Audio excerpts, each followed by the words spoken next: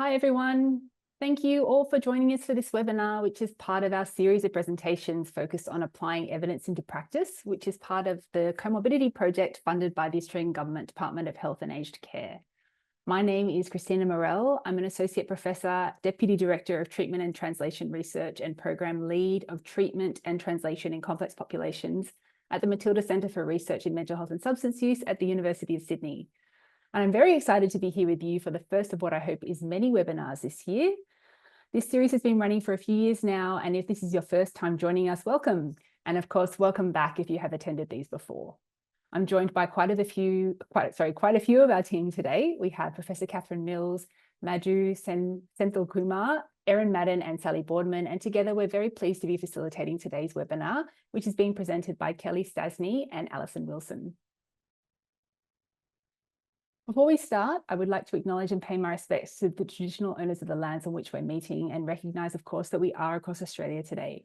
The traditional owners of the lands that I'm currently on are the Gadigal people of the Eora Nation, but I'd also like to acknowledge and pay respects to traditional owners of the lands for everybody else who is here, and pay my respects to elders past, present, and emerging. I extend that respect to any Aboriginal and Torres Strait Islander people who are also here today. I'd also like to recognise and acknowledge the many people with lived and living experience of mental health and substance use, as well as their families, carers and loved ones, many of whom have so generously contributed to the development of the guidelines on co-occurring conditions, as well as our other resources. Just briefly, whether you're joining us live or watching the recording, you're all in listen-only mode, which means that we can't see or hear you. So I'd like to draw your attention to the Q&A and chat buttons on your screen. If you have any questions for Kellie or Allyson during the presentation today, please feel free to use the Q&A button.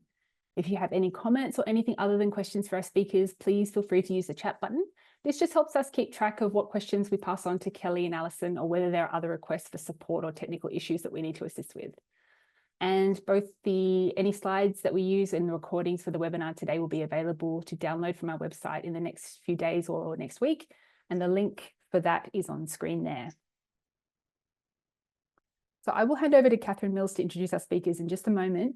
But before I do, I wanted to mention that you can access our webinar library and register for our next webinar at our website. The link for that is on screen, and I think Madhu will post that in the chat as well. If you have a couple of minutes at the end of today's webinar, please take a moment to let us know if you have any feedback or suggestions for future webinars you'd like to see as part of this series. We do try to incorporate that into what we present as part of this series, and we'll see what we can do. And now I'll pass over to Catherine, who will tell us a little bit more about what we have planned for you today. Thanks, Kath. Thanks, Christina, and welcome everybody. It's really great to see how much interest there is in this particular topic. We have a very large number of registrants, and I think that's very much reflective of the fact that trauma is an issue that is very close to many of our hearts. And that's because many of us will have been affected by trauma, either personally or professionally, in relation to things that have either happened to us personally, or to those who we're close to, or those that we care for. And I know that everybody here has registered for the webinar knowing what the topic area is that's going to be spoken about. But even so, I think sometimes the content of trauma-related webinars can be distressing, or can affect us in perhaps ways that we didn't expect. So please feel free, obviously, to take a break if you need to, or jump off anytime. The webinar is being recorded, and so you could always come back to it at a later stage if you wanted to. And the team are also just going to put some contacts into the chat in case anyone is in need of additional support while listening to the presentations. But first, I get to introduce our speakers, who are very lucky to have two wonderful presenters here with us today. Kellie, Stasny and Allyson Wilson will be sharing their wealth of knowledge with us on trauma-informed care from lived and living and clinical perspectives. So first up, we will have Kellie, who is a passionate advocate for breaking down barriers and fostering connection through shared understanding. As chair of Intervoice and a dedicated leader in the Hearing Voices movement, she brings a wealth of experience in amplifying diverse perspectives on human experiences. And as proud voice hearer and critical social worker, Kellie integrates her lived experience with over a decade in community and public health sectors. Her work centres around trauma-informed compassionate care, supporting individuals and families navigating psychiatric systems. And she's deeply committed to training and advocacy, using the Hearing Voices approach to challenge stigma and to empower others. And then following Kellie, we will have Dr. Allyson Wilson, who's a credentialed mental health nurse, educator and researcher with a passion in trauma-informed care in mental health and a focus on challenging systemic bias and biomedical reductionism in psychiatry. Through a human rights lens, she hopes to expose the harms of coercion, institutional control and legalisation of mental health care in Australia, and advocates for the elimination of seclusion and restraint. Allyson is committed to person-led approaches to healing and recovery that acknowledge the intersection of trauma and re-traumatisation in the system. So with that, thank you both in advance, and I will hand over to you, Kellie. Thank you very much. Thank you. So welcome and thank you for having me here today. I too would like to begin by acknowledging the deep and complex history of the land in which many of us live and the enduring connections to land and water held by our First Nation peoples. I pay my respects to the traditional custodians of the land and waters across the varied regions from which we meet today. For myself, I would like to acknowledge the Waveroo, the Doodarowa and Wiradjuri peoples, honouring their cultural heritage, beliefs and profound relationships with the land and water. I pay my respects to elders past, present and emerging and invite us all to reflect on the richness and wisdom their cultures contribute to society, and at the same time, I recognise that colonisation has devastating effects, not only in Australia's context, but globally, and its impacts are ongoing. As we explore today's conversation, I also want to acknowledge those with lived experiences of trauma, distress and recovery within systems that have often been found to do more harm than good. I'm grateful for those who have paved the way for me, enabling us to ask questions, seek alternative explanations. I aspire to contribute to a collaborative effort that supports recovery in a way that is meaningful to each unique individual, recognising that every space holds a lived or living experience. So today I want to invite you to have a conversation that is both deeply personal and profoundly political. My journey has been shaped by many things, by trauma, by the experience of hearing voices, and by the ways I tried to cope through substance misuse and the systems that often failed to see the human beneath the label. I've known chaos and I've sat with despair, and I've fought to reclaim meaning, to piece together a life that is not defined by diagnoses, but by connection, resilience, and truth.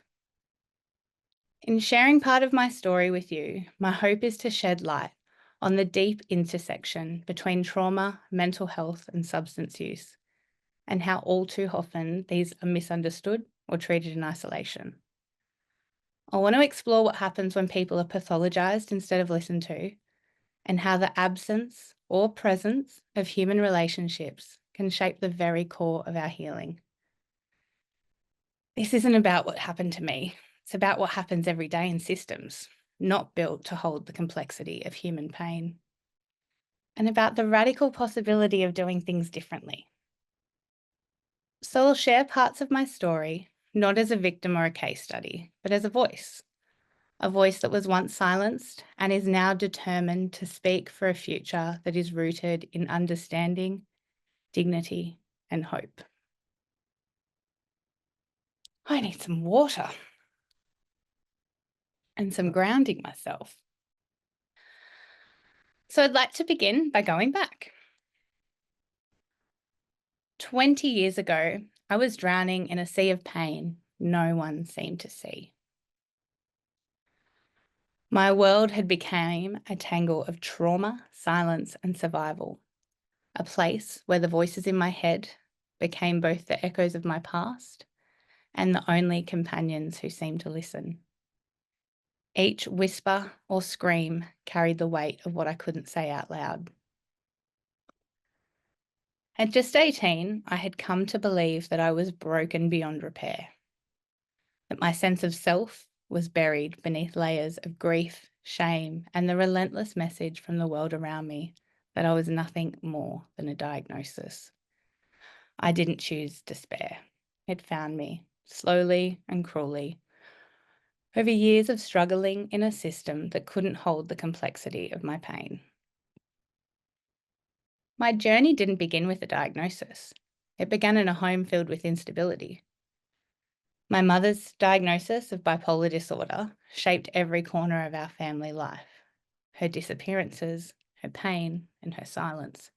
It all became a blueprint for mine. But it didn't stop there. Abuse, neglect, poverty, grief, and generational trauma created the conditions in which I learned to survive in fragments. Mental distress wasn't a disorder to me. It was a response. It was a sound of all the things I couldn't say out loud. And the voices, they arrived early, shaped and summoned by the storm of chaos that surrounded me. Some were gentle, even kind, a source of comfort when comfort was scared. Others were sharp, and together they reflected the contradictions of my world. A world where love and violence coexisted, where trust was fragile, if not futile, and safety was never guaranteed. They weren't random. They made sense in a life that didn't. They echoed the pain I couldn't voice and the confusion I couldn't untangle. Childhood abuse left deep imprints, and as I navigated the twists and turns of a tumultuous life filled with relentless adversity, the voices morphed, sometimes protectors and sometimes tormentors. As adolescence unfolded, so did the echoes of my past. Loss layered upon loss, a quiet grief that morphed into rage, confusion, and despair. The voices at this point changed too.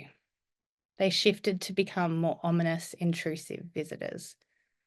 Their tone darkened. It really mirrored the turmoil that was brewing inside me.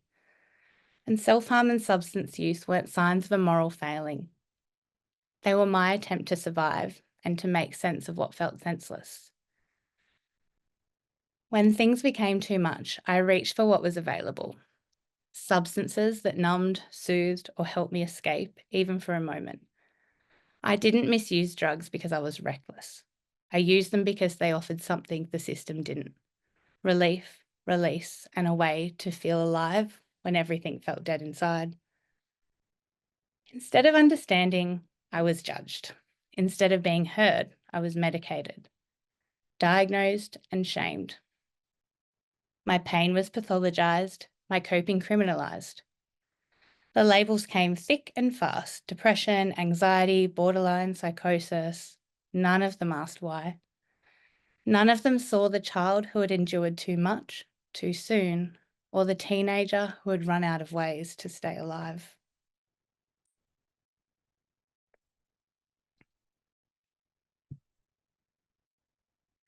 They offered a presence in the absence of connection in isolation. Substances weren't just a way to cope. They became a language, a way to speak what felt unspeakable, a way to feel something when numb, or to numb everything when it all hurt too much. Self-harm was a part of that language too. A raw and urgent expression of pain, control, and survival.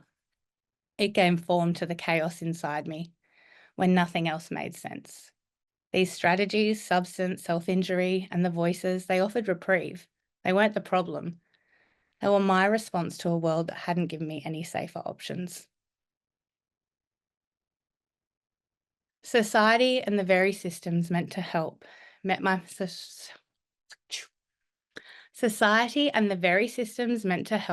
survival strategies with shame and suspicion. Instead of empathy, I was met with judgment. My use of substances was seen as symptoms to suppress, not messages to understand. Rather than curiosity, I encountered control. Each label felt like a verdict, each prescription a silencing. What I needed was not a cure, but connection. Not correction, but compassion. I didn't need to be fixed. I needed to be heard. Imagine living in a world where all of your pain's pathologized, your voice is disbelieved, your coping mechanisms judged, and that world was mine, and it remains the reality for many. My distress was reduced to a cluster of symptoms. The humanity behind the hurt was erased.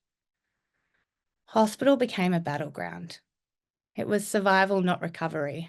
The system reinforced my shame, and yet these things were all part of my survival story. When I heard Catherine introducing Allyson before, I felt it really deep, thinking about the control and coercion that I experienced when I was had no advocacy or autonomy in the inpatient system, and those impacts from being coercively held against your will when you're really in deep psychological pain and fear, it causes so much harm, and nearly more harm it felt than the trauma that I'd experienced in the first place. So when I was in the depths of my despair and desperate for help, what I received instead was isolation, seclusion, and silence. I cried out for warmth, for understanding, but the system met me with coldness. Diagnosis felt like cages, and medication was my muzzle. The very places meant to support me only pushed me further into darkness.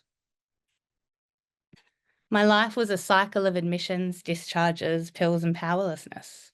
I was surviving, but barely. I used substances not to escape life, but to survive it. And even amidst all this, something inside me refused to give up. A flicker, a fight, fragile hope. And something shifted. In all its pain and fragmentation, my experience speaks to something deeper. The resilience of the human spirit. The will to live, even when every structure around you says you're broken. What saved me wasn't the system, it was the power of connection, the reclaiming of my story, and the community that finally heard me. Hope came not in a diagnosis or a prescription, but in people. People who didn't see a case, but a human being. I began to attend a young people's program, a space that asked the right questions, offered practical tools, and held my story with compassion. It was there I found out about mindfulness, values work, acceptance and commitment therapy, and most importantly, where I learned of the Hearing Voices Network. The very moment I watched Jackie Dillon's story, something cracked open. Her courage, her clarity, her truth. It gave me to believe that maybe, just maybe, I wasn't broken, that hearing voices wasn't a disease, but a creative human way of surviving the unbearable. For the very first time, I saw myself reflected in somebody else's truth. That realization changed everything. I began to take my power back, slowly, messily, but determinedly. I tapered off my medications, not because I was reckless, but because I knew I needed clarity. It was hard, unmonitored, frightening, but it was mine. And I started using the skills I had gathered, building a foundation brick by brick. Each setback taught me more. I started questioning the system that had failed me and others like me, and it lit a fire. I wanted more than recovery. I wanted justice, and I wanted change. And then in 2009, I found myself in Maastricht at the very first Hearing Voices Congress. What I encountered there was nothing short of revolutionary. Voice hearers, allies, professionals, people with radically different paths sitting together, sharing stories and challenging the us versus them mentality that has long defined mental health care. There was no hierarchy, no shame, just humanity. It was there that I found my people, my tribe, a global community believed in the power of experience, of story, of voice. It reminded me we don't heal alone, we heal in connection, in solidarity. Psychiatry doesn't own our narratives, we do. As genuine connection and compassionate understanding slowly entered my life, the need for substances and self-harm as survival tools began to ease. These once critical strategies, born from pain, disconnection, and overwhelm, started to lose their hold as I found safer ways to express and regulate what I felt. Through trusting relationships, new insights, and supportive spaces, I was finally able to make sense of my experiences. The energy I once poured into surviving could now be redirected into learning, healing, and reconnecting with myself, my voices, and others. As I cultivated new ways of coping that were grounded in choice, meaning, and support, the old patterns began to dissolve. My journey has never been a linear path of recovery. It's been pretty messy, but it's been a deeply human process, marked by moments of breakthrough, setback, reflection, and continual learning. Over time, I've come to understand that healing is not something done to us, nor something we can navigate alone. It's not about fixing an individual, but about creating the conditions, social, relational, and structural, that allow healing to take root. Recovery for me is not a return to a pre-trauma self. I don't think she exists. However, the self prior to entering the system was shaped in a world that often failed to protect or see me. Instead, it's been a process of reimagining who I am, reclaiming my story, and connecting with others in a meaningful and authentic way. Professional support does have its place, but the kind of healing that transformed me didn't come from services or prescriptions. It came from relationships rooted in trust, compassion, and solidarity. Too often, our struggles are framed in isolation. Mental health and substance misuse treated as personal failings or clinical symptoms to be managed. These are not individual issues. They are deeply entwined with social injustice, trauma, and systemic neglect, and the disconnection so many people feel. My coping was never random. It was a response to structural violence, to abandonment, to grief. In that context, self-harm, voices, and misusing substances make sense. They were strategies for survival in a world that often felt unlivable. The real shift for me came when I stopped seeing myself as broken and started seeing my reactions as deeply human responses. When others met me not with judgment, but with curiosity and connection, when others stopped asking what had happened to me and stopped asking what was wrong with me and started asking what had happened to me. And when I actually started myself asking what had happened to me, and even further asked myself, what do I need? This shift has allowed me to reconnect with parts of myself I'd long abandoned. My and voices, once feared and suppressed, became messengers, holding the pain I couldn't yet name. My healing deepened even further when I gave them what I had never received. I gave them safety and support, created space to explore my experience and listen to the voices, to recognize that my voices emerged from real trauma, so that gave them context and meaning, and saw them not as intrusions, but as reflections of unacknowledged pain, changed everything. Using voice dialogue and nonviolent communication enabled me to relate with my voices with empathy and negotiate healthier relationships with them. And embracing my vulnerability, my softness, my questions, my complexity helped me to regain agency. I didn't need to be invulnerable to heal. I needed to be real. Even now, the path forward is uncertain. Flashbacks, overwhelm, and emotional residue still surface, but I don't walk this path alone. I've found my tribe, others who have survived, questioned, and resisted, and together we are building a different kind of language around pain and healing. Too often, mental health struggles and substance use issues are framed as personal failings, chemical imbalances, or isolated problems to be managed with individual solutions.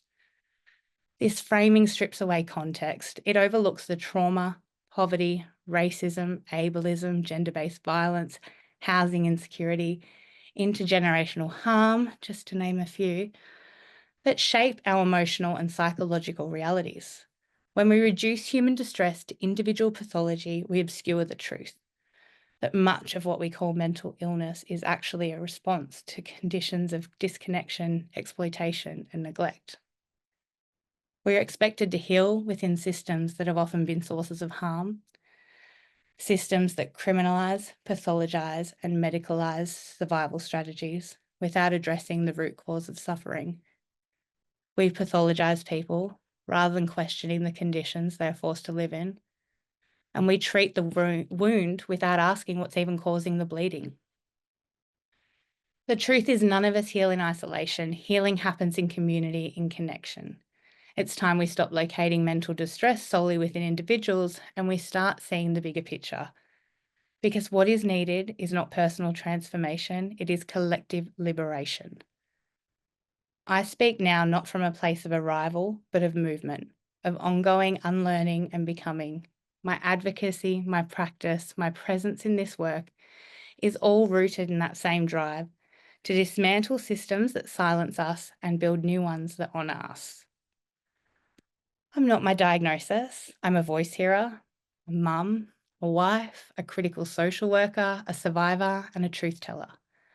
And I believe in a future where every story is met with compassion, not control, where hearing voices isn't feared but understood, where people who use substances aren't pathologized but held, where no one feels like they have to fight for their own humanity. And that future starts by listening, really listening to the ones who live it. This story isn't about illness, it's about survival and what happens when systems fail to see us as whole people. How hearing voices, substances, and feeling deep emotional pain are not signs of madness, but responses to a world that can be quite bad. And I'm still here, speaking, reclaiming, naming the truth, not just for myself, but for those still caught in the silence. This isn't the end of my story. It is the beginning of one where lived experience leads, where voices are honoured, and where healing is defined on our own terms. If there is one takeaway from my presentation today, let it be this. Every individual possesses the innate capacity to heal and transcend mere survival, thriving in a manner that resonates with their unique essence and aspirations. Thanks for listening to me.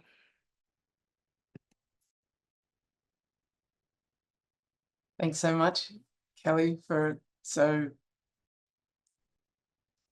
clear for sharing your experience and so articulately and clearly all of those things that you have experienced and learned from, which I think I'm sure many of us also have that connection with, which, as you mentioned, being so important through one's journey.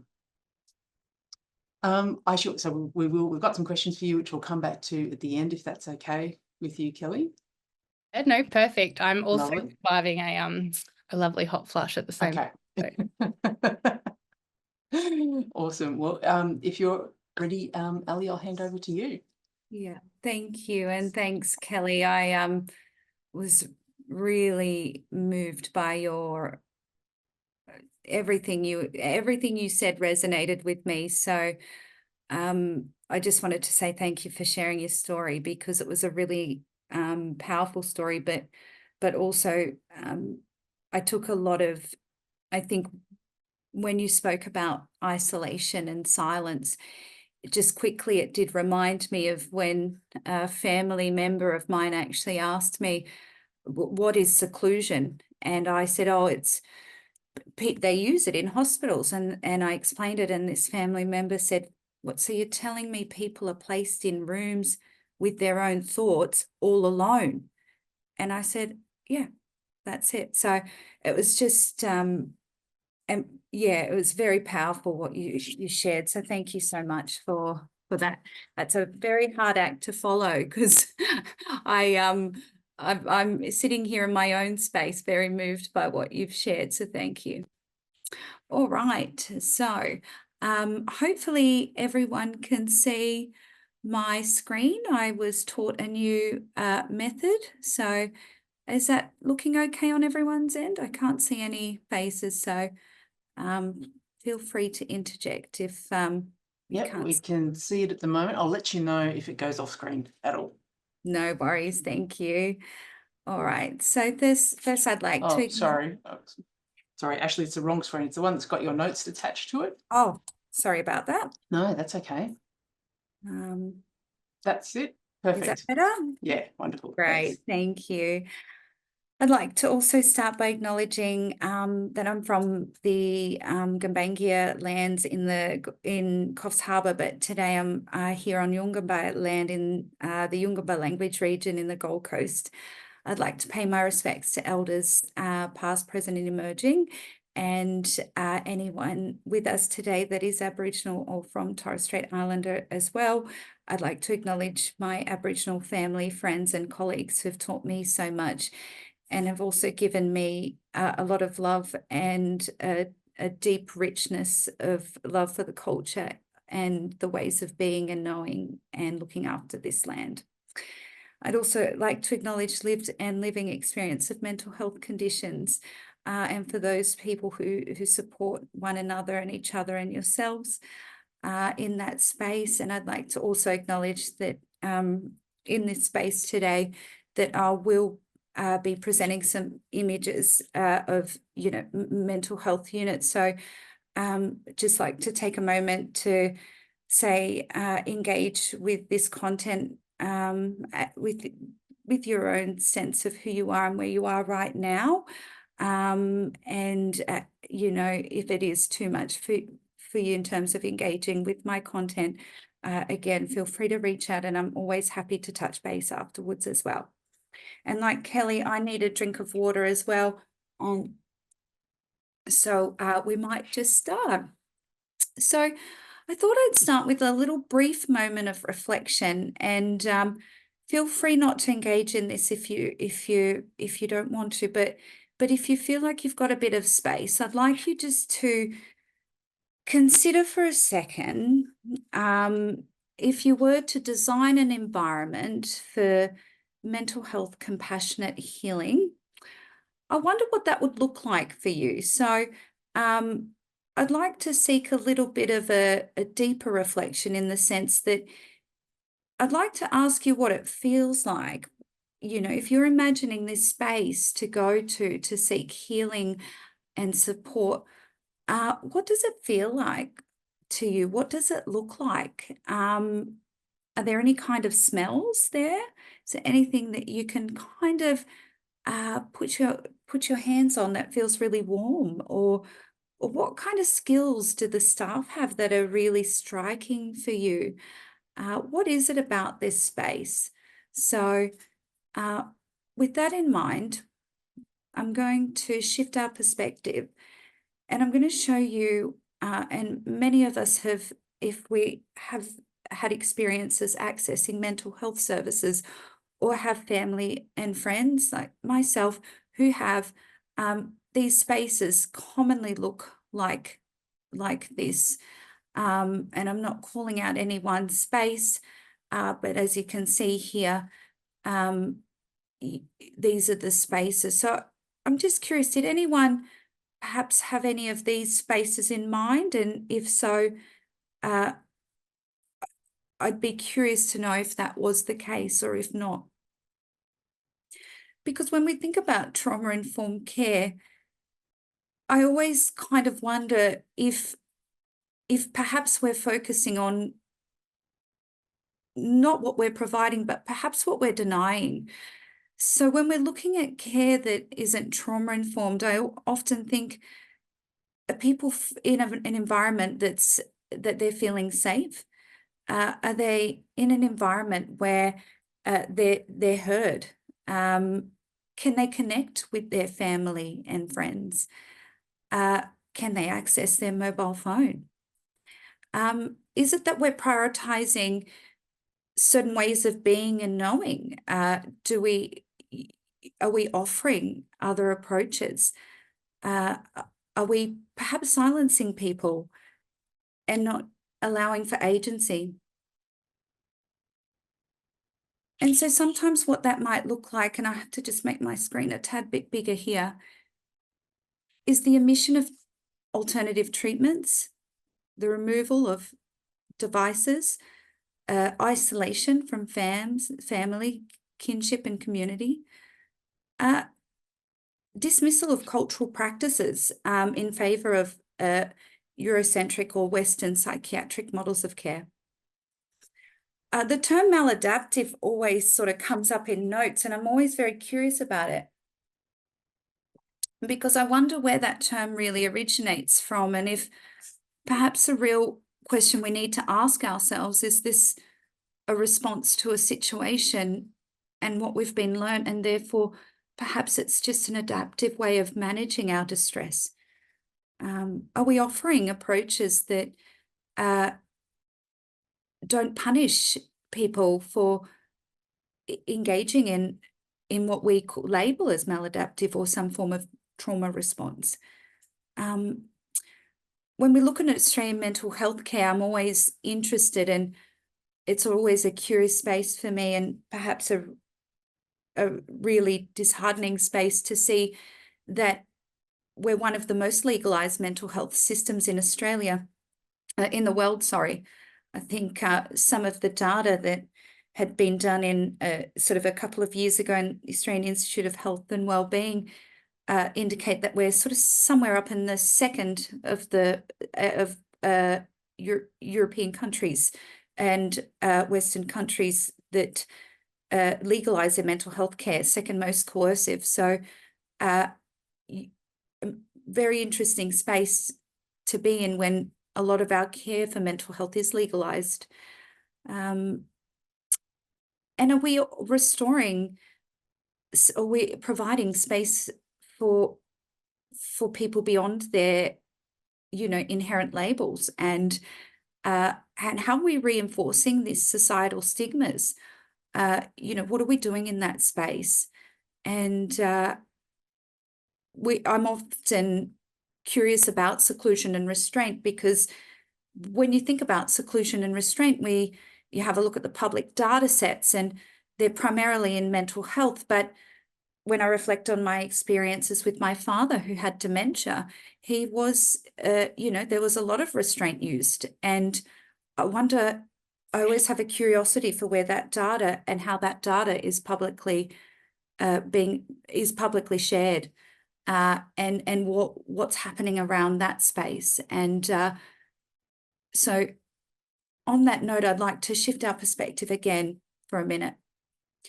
I'd like to just think about mental health units or spaces. We know in mental health spaces, and I am a mental health nurse by background, that mental health nurses are one of the highest population of health professionals in these settings, arguably spending, you know, times with people all times, night and day. And a lot of my research is centered on curiosity about what that looks like. And I think when I had a look at some of the work that I've done, what we find is there's quite a lot of professional tension in these settings. And one of the big things, or the tensions I see, and around power dynamics in the medical model, prioritization of organizational tasks and medical duties, compassion fatigue and burnout, moral challenges or distress, and particularly around using coercive care, and challenged opportunities for professional growth outside of the hospital-based settings, noting that there's mental health nurses aren't able to practice outside of settings to attract any sort of Medicare rebates. So there's some known inherent challenges. So when I thought about trauma-informed care, I thought it's interesting to discover there's a critical aspect that's commonly overlooked. And what I wanted to know is, what does that look like when mental health nurses are working in these settings? What does it look like to deliver this? And I guess, what does it look like to be trauma-informed with such known tensions that arguably sit above and around the profession itself? And so what I did was, and I won't go into all of the detail, but I did some research, and I used phenomenology as my main lens. And the reason I did that is because for me, it was really important to understand the experience of this, and I wanted to be guided through narratives of the nurses employed in these settings, but also understand those from their life world. And what I found was that trauma-informed care is traditionally seen as these sets of principles and, perhaps a framework, an intervention, a model and approach. But when I actually had a look at it from a phenomenological perspective, what I found was there was a lot more depth to trauma-informed care that I hadn't yet really understood myself. And so I'd like to take a moment to share in a very short way a couple of things I found quite interesting. And I'd like to also acknowledge that in this space,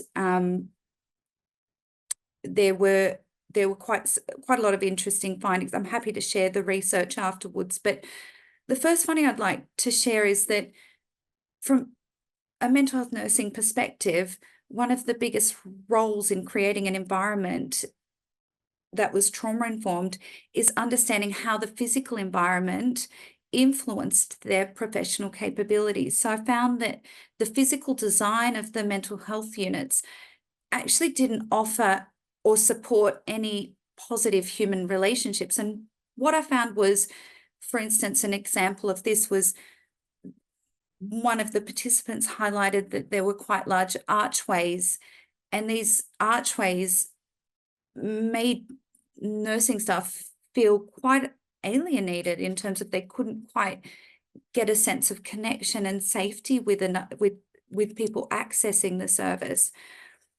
We found that mental health nurses had a sense of agency in shaping the environment, and also some interesting findings around regulating and monitoring relational conflicts. But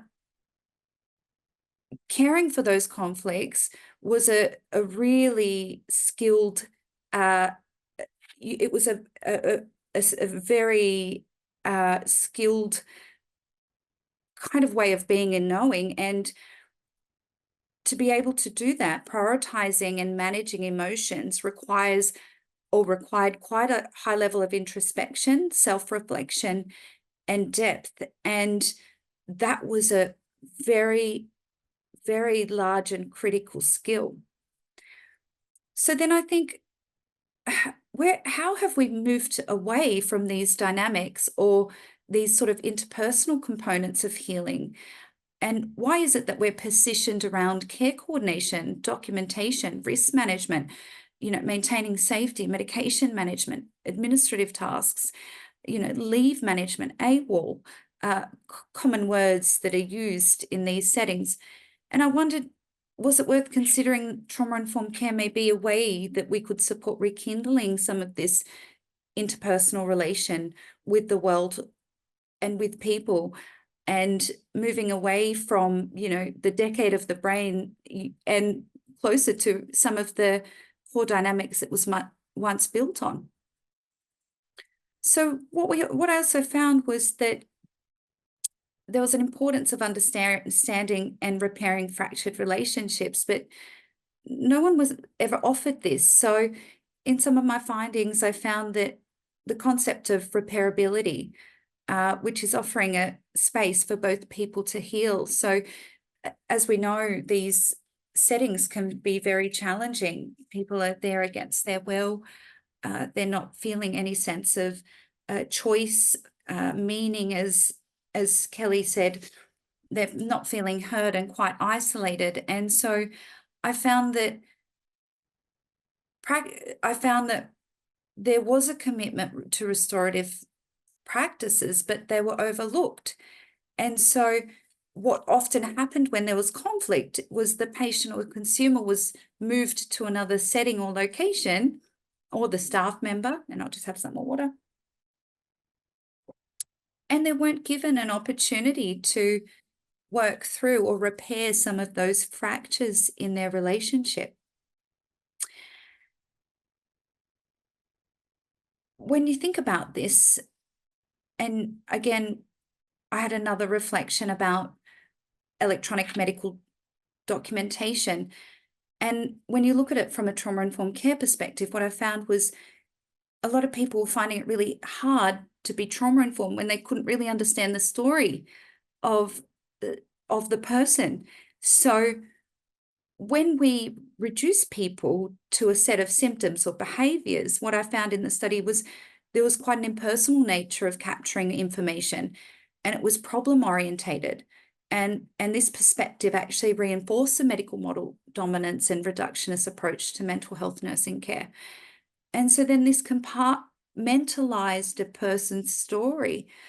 And I was curious to know how and why we would get to a space of reducing people to a set of symptoms. And we've seen that, you know, medical records, and I think they're very helpful. And, you know, I hope I'm not going to get in trouble for showing it's public, by the way. But you know, kudos to the teams that have put a lot of effort and time into electronic medical documentation. This isn't about the work that you do, but it's more about understanding how we've become so impersonal and how we've shifted our focus to such a problem orientation. And that's a photo of my father there. And I'll often wonder what perhaps his medical notes would look like and how he was reduced when he was presenting as distressed and agitated and, you know, perhaps in their words, paranoid. And I wondered what that would look like when the one thing he needed was connection and healing and love from family and friends, but a very curious space. So as you can see, when I thought about, when you have a look at some of the research I've done in trauma-informed care, some of my PhD findings, is that trauma-informed care isn't simply a medical or clinical model or set of principles. It's actually deeply authentic, and therefore it won't be a surprise that it is deeply relational. And for trauma-informed care to actually genuinely happen, or for us to enable the conditions for that, we need to re-examine the norms in these settings. You know, what are we doing in these spaces? And I think it's time to return to some of the core values of interpersonal dynamics that our profession has lent on, and arguably the values that align with the essence of trauma-informed care. And for people working in these settings, I think re-establishing the profession as powerfully skilled. And I always say that we're not our therapy, we're not DBT or CBT as clinicians, where the success, yes, that's a therapeutic intervention, but we are the tool for that intervention. So without us offering a space for growth, managing our own emotions, having capabilities that value and acknowledge the influence of coercion from a social and political perspective, environmental perspective as well. Sorry, I was just jumping in to let you know you had 5. Oh, great. Thank you. Well, I'm right on time then. And we need to value this perspective as unique, and we need to be defined by what is it that we can offer people that can have a restorative function back to those therapeutic interpersonal dynamics that we are based upon. And I think when you think about kinship, family, community, the way in which we reflect on ourselves and others, how we work in this world, being heard, being understood. And I think, again, as Kellie mentioned, she didn't want, she mentioned she didn't want to be fixed, and jump in, Kellie, if I misappropriate you, but you didn't want to be fixed, you wanted to be heard. And I think having and enabling the conditions that allow that, or exploring the conditions for that.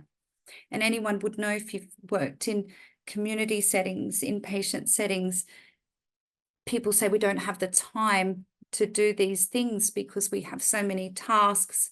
Well, if we don't start really reflecting and unpacking what our role actually is, then how can we actually restore it back to what is needed? So I always sort of agonize over this in my own sense, because I always reflect on this time I spent time with a person who was in distress, and another nurse came to me and said, well, you've been out there for so long and you've missed X, Y, and Z.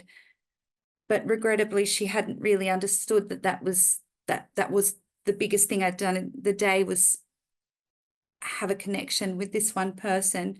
And that was the most important task for me for the day.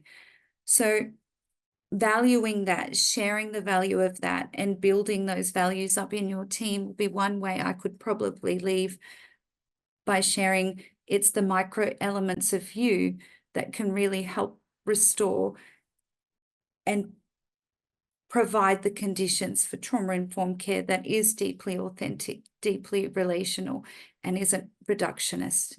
Thank you. Thanks so much, Ellie. That was wonderful. You followed, it was a hard act to follow, but you did it. And so now we do just have a brief amount of time as well to be able to ask some questions of both Kellie and Ally, if people would like to. We do have a couple of questions that people have put forward, but I also just wanted to reflect on some of the things that have been coming up in the chat as well along the way. I don't know if you've had a chance to see them, Kellie, since you were talking, but and so many people thanking you for sharing your story, for your advocacy, noting how very powerful your message is in bringing it through, and inspirational. So thank you for that. And also there was a couple of comments as well. Oh, I've lost it now, sorry. Just Ally, around thank you for honouring human rights and social justice perspectives that you are taking as well in your work. Welcome. Thank you for giving me this platform to enable that. I appreciate that. And I would just like to take a moment to acknowledge that I was supported by some really brilliant supervisors, and that was Professor John Hurley, Professor Richard Lakeman, and Professor Marie Hutchinson, who have some really powerful ways of being and knowing in this world, have enabled me to be able to do this work. So thank you, everyone. Sorry, lots of things just coming through that I'm just making sure I hope I don't miss anything. But I might just jump to some of the questions if that's okay.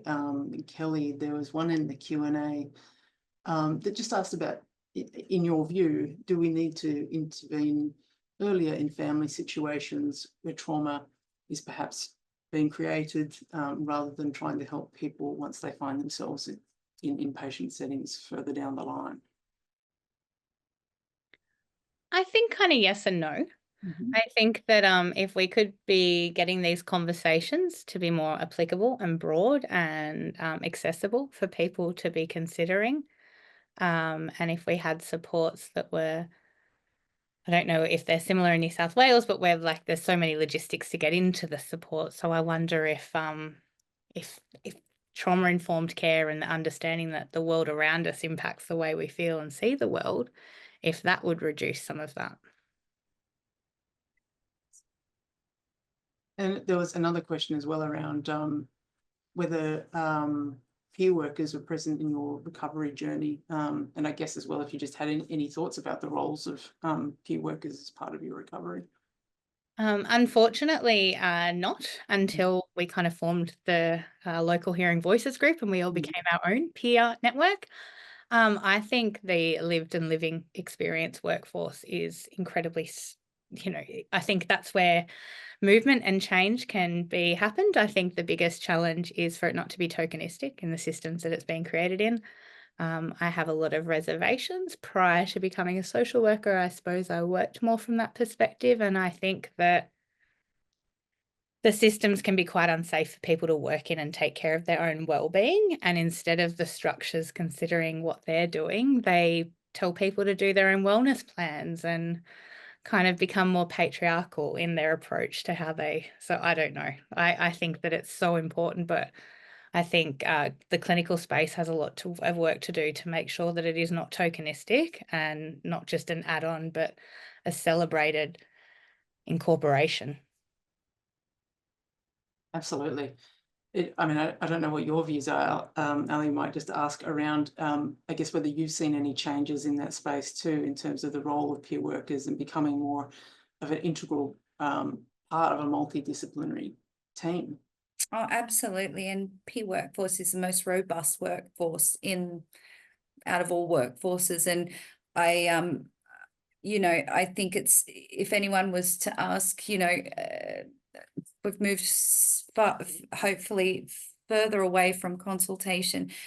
And I think if you look at any mental health condition, if you're engaging in substance use, clinicians have got this great understanding of these clinical variables, biomedical, and you may even also have a lived experience, but the expertise is in knowing, being, seeing, feeling. And so that is the expert. The person is the expert in that. So I think that's the most important thing, but certainly seen a shift. I think the biggest shift that's needed is for clinicians in the space to really allow and create the structures, and leadership to have the structures for peer workforce to be able to not just be, one or two peer workers in a team, to actually be represented in leadership, to be co-chairing, co-delivering, co-designing, and actually leading a lot of this work. I think there's we're very far behind in that space, and I think some networks have it right. They have lived experience co-chairs, but I think we're still a little bit slow off the start mark. So a lot is needed to change, and I think we'll start to see the benefit. We're already seeing how amazing the peer workforce is, and the carer workforce as well. I'd like to shout out to the carer workforce, because that workforce are experts in recovery and experts in trauma-informed care. And I've learnt a lot from the peer workers, and by nature and virtue of what they do, they are completely trauma-informed and recovery-orientated. So they are the experts. So Yeah, can't deny that. Yeah. We have had a few more questions come up in the chat, but I realise the time, Chris, as well, that you need us to wrap up at this point in time. But I wonder if we might take these questions away with us, and whether they might be things that we can answer at a later point in time. Is that all right with you, Chris? And are you asking me? and Kellie? All three of you, actually, whether that's okay. It's probably more a question to Ali and Kellie whether they're happy to answer, and maybe we can post the answers if they're appropriate to be answered in writing on our website, so people can see them. If Kellie and Ali, if you're happy to do that. I am. Yeah. Okay. Thank you. Wonderful. And I know that we've only got a minute left, but I just wanted to quickly end by saying that you can find more information about our guidelines, which this webinar series is linked to, and our other resources at our website there on screen. And for you practitioners out there, we're very excited to let you know that our online community of practice, also funded by the Australian Government Department of Health and Aged Care, is freshly available as of yesterday. And that's for professionals in Australia who work with people experiencing co-occurring alcohol and other drug use and mental health conditions. And it's free. You can find out more about that and register by clicking on the link on screen there, which I realise is not actually a link, but I'm hoping that Madhu will put that in the chat, or you can Google it. And finally, I just wanted to thank you all for having joined us for this webinar. And of course, our speakers, Ali and Kellie, thank you so much for being here. And you can also have a look at our library of previous webinars, or register for our upcoming webinar at our website. And our next webinar is scheduled for the 14th of May, and that will be with Associate Professor Shalini Arunagiri, and she'll be speaking about psychedelic assisted therapies. But until then, thank you again for having joined us, and thank you again to Kellie and Allyson, and please everyone enjoy the rest of your day. Thank you very much. Thanks for having us. Thanks for having us. Thank you both so much.